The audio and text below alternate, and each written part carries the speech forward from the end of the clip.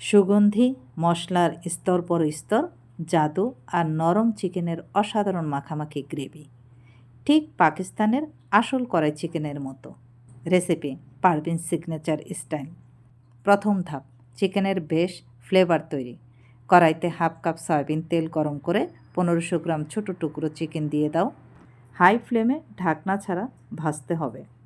যখন চিকেনের রং হালকা সোনালি ব্রাউন হবে এবং তেল উপরে ভেসে উঠবে, তখনই শুরু হবে আসল কড়াইয়ের সুগন্ধ। এবার দাও 3 টেবিল চামচ টক দই।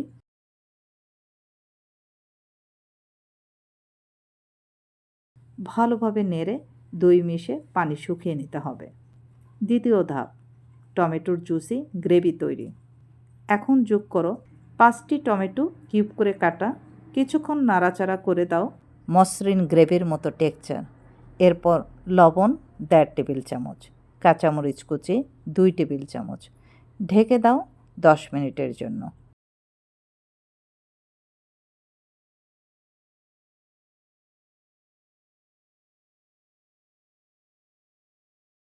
চার 5 মিনিট পর আদা বাটা 1 টেবিল চামচ, রসুন বাটা 1.5 টেবিল চামচ।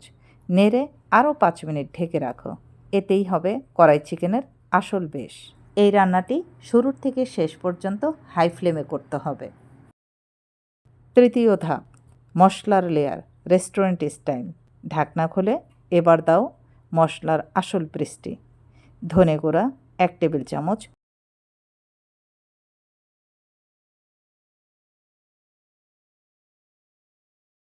ক্রাস্ট লাল মরিচ 1 চা চামচ,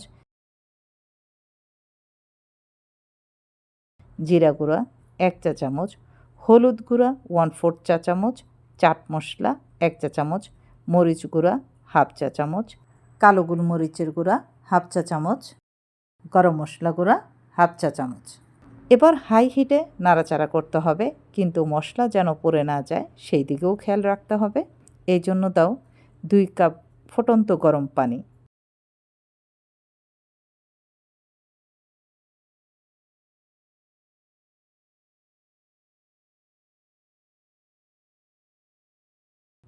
ঢেকে 5 মিনিট রান্না করতে হবে।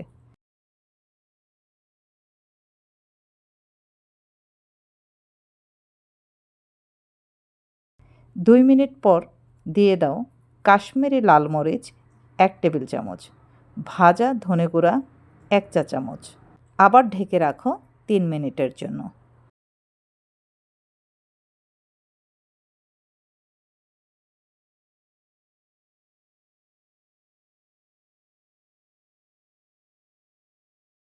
এবার 3 মিনিট পর দিয়ে দাও ফেটানো টক দই 3 টেবিল চামচ।